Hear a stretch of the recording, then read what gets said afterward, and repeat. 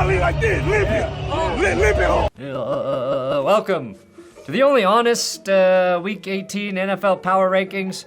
All those other power rankings are stupid liars. Pen is blue. The pen is blue! I'm your host, Brandon Perna, and I have a bit of breaking news. I can confirm Levi's Stadium will need to buy pants with a bigger waistline after the Jake Master Bates pregnancy test came back positive. Today, I am ranking the top 14 teams in the league, and I will spin this wheel behind me at the end of the episode to see which team gets cursed this week. Although it's pretty clear this wheel is the 2023 Eagles. Just collapsing after such a strong start through the first half of the year. But as we do every week, we will begin in heaven. The Patriots are in heaven, as they now have the number 1 overall pick in the draft, and without needing a quarterback at that top spot, can do whatever they want to start and fix their roster deficiencies.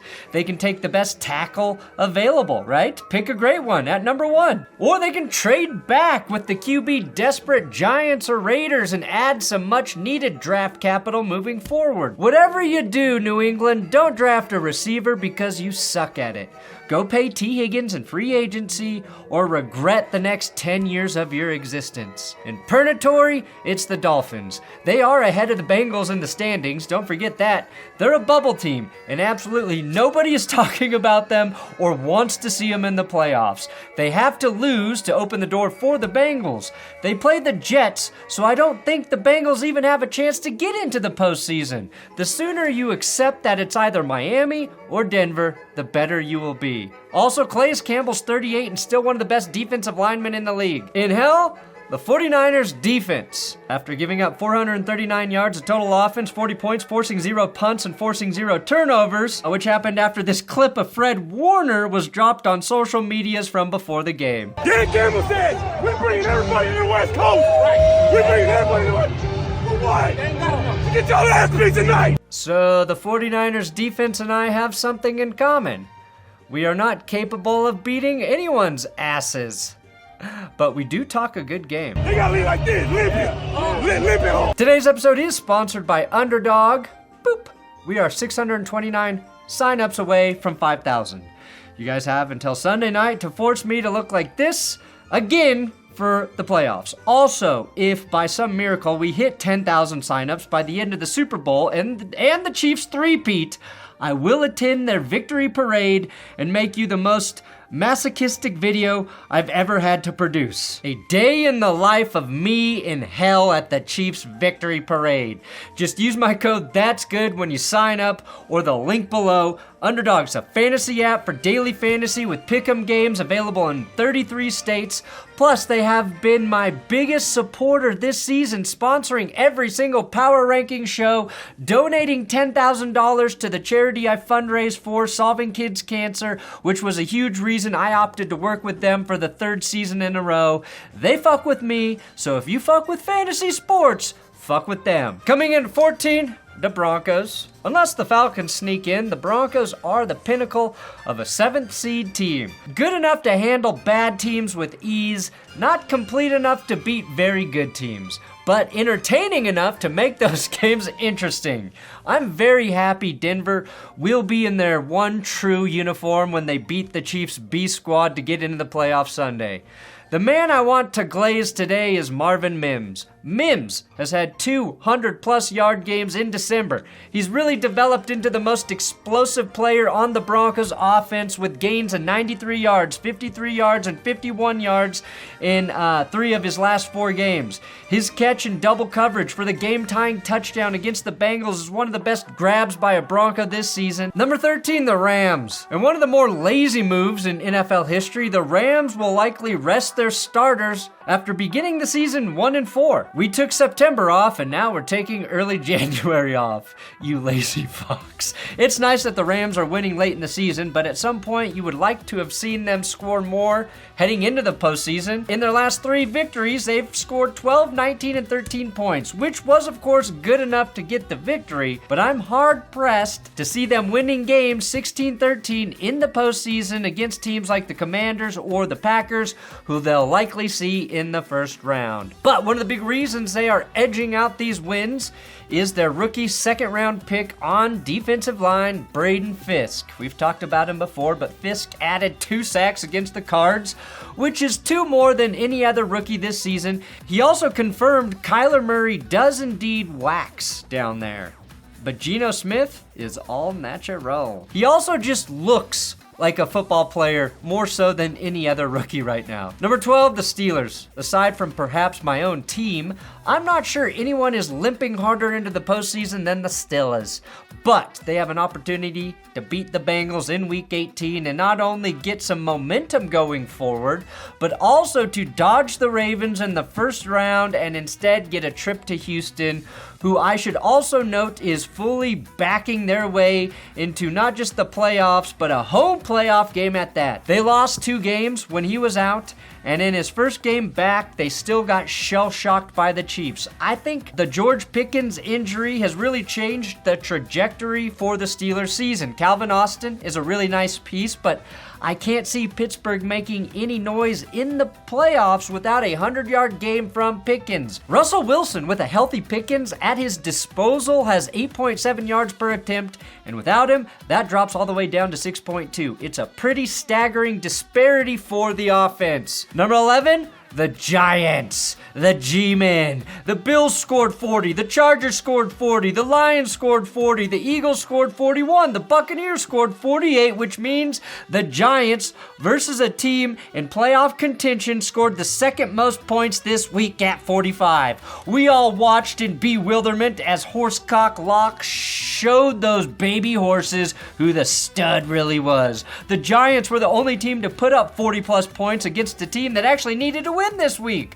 Malik Neighbors averaged more yards per reception than anyone this week, while leading the league with 171 receiving yards. Plus, Amir Smith Marset won Special Teams Player of the Week for his 100-yard kick return.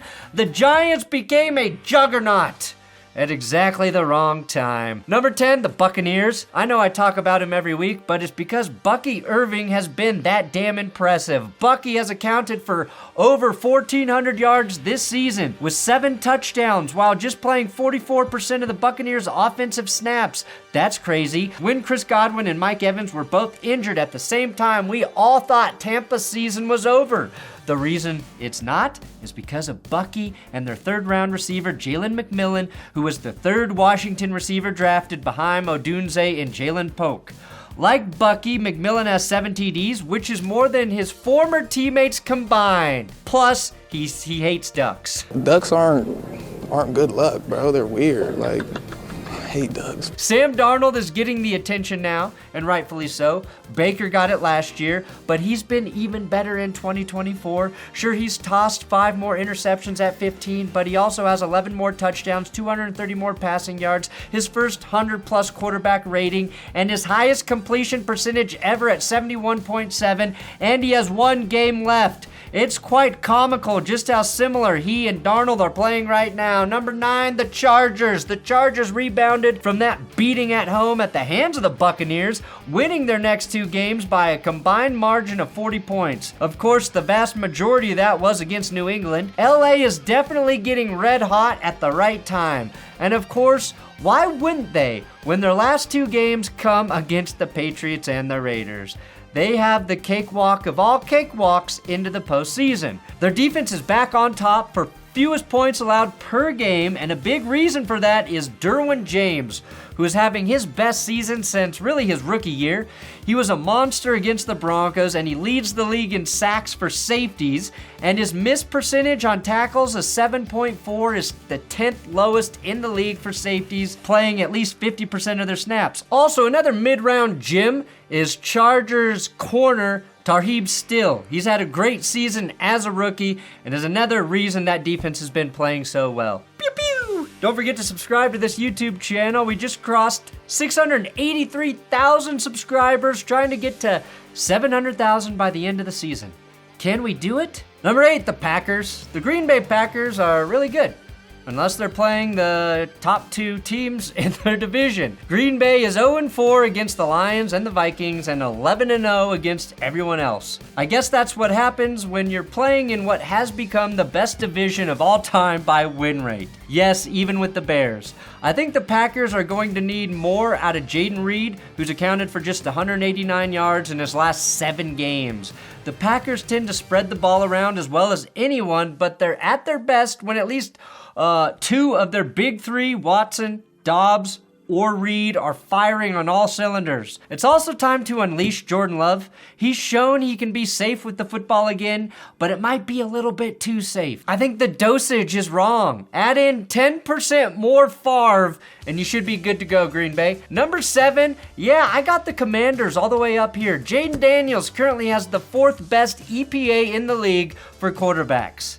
If the Environmental Protection Agency thinks you're more effective on a per-play basis than Joe Burrow and Patrick Mahomes, you must be doing something right.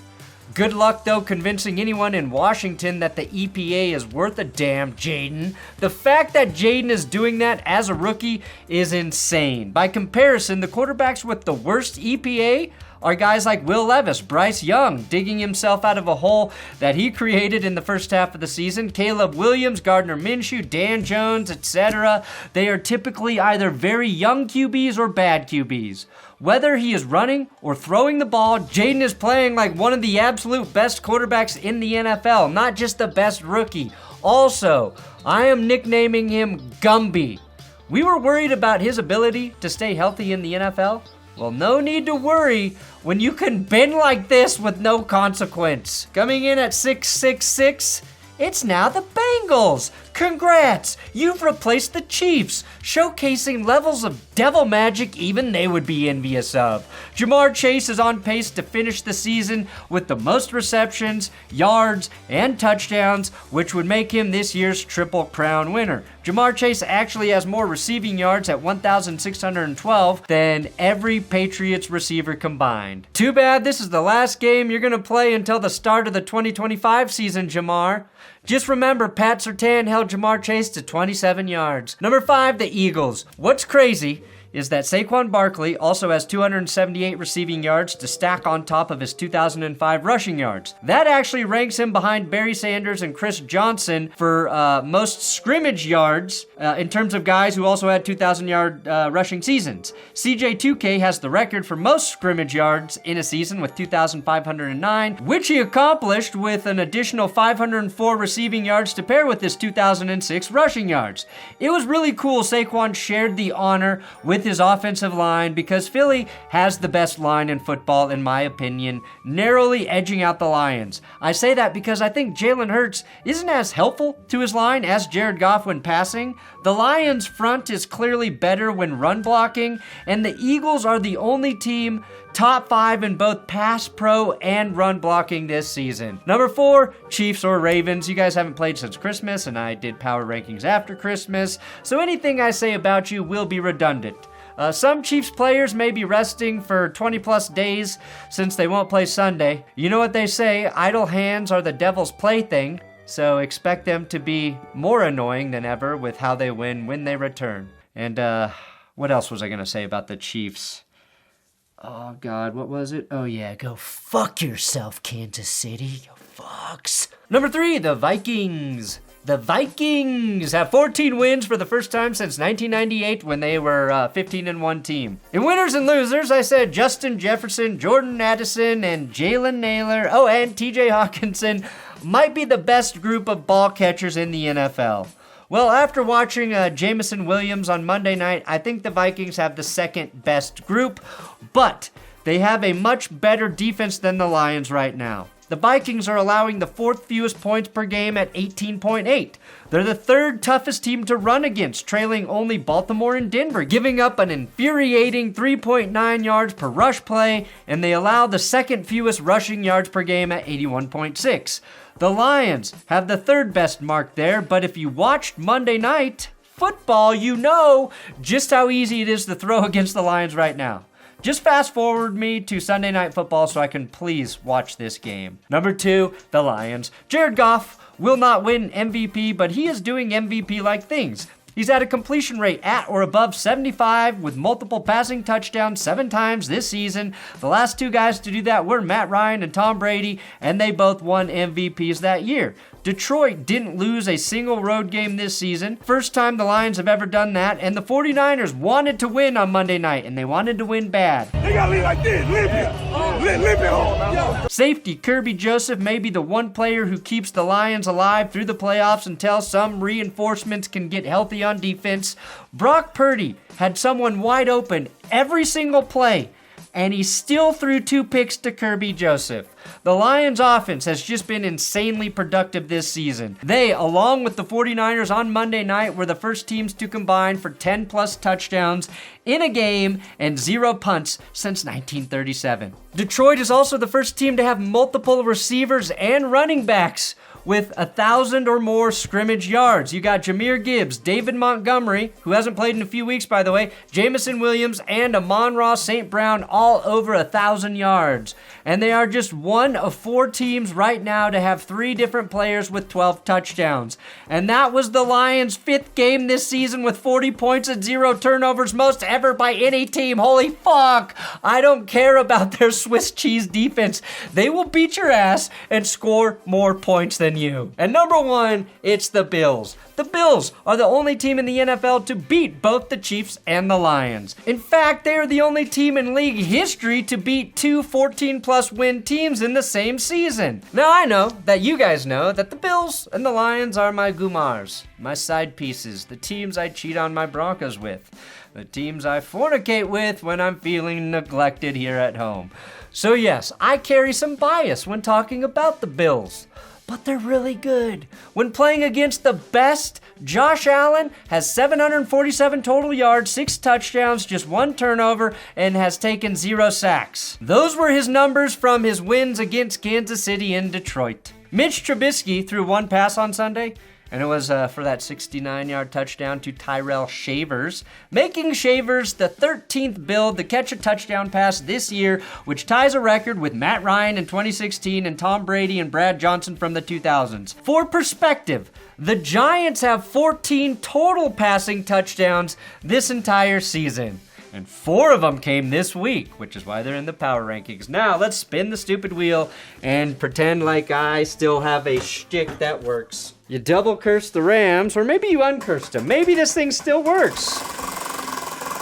Don't forget all the cursed logos you see here, available in shirt form at benchwarmershop.com, plus the Fuck the Refs coffee, and the censored F the Ref shirts, in case it's a little too spicy for you. Not again! You can't do that shit again! You can't do that again!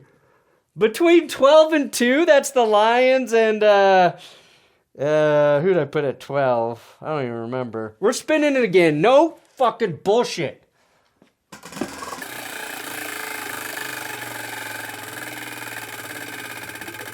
Two spins, making me do 2 spins. I don't pay you for 2 spins. Huh? No. You keep almost going for 2, huh? All right, we're going to spin it the other way. We're going for 3 spins this time. All right, here we go. Which way am I going?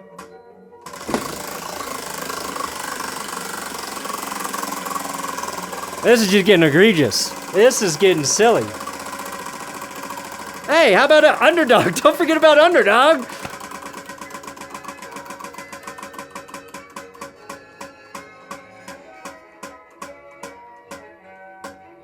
Four.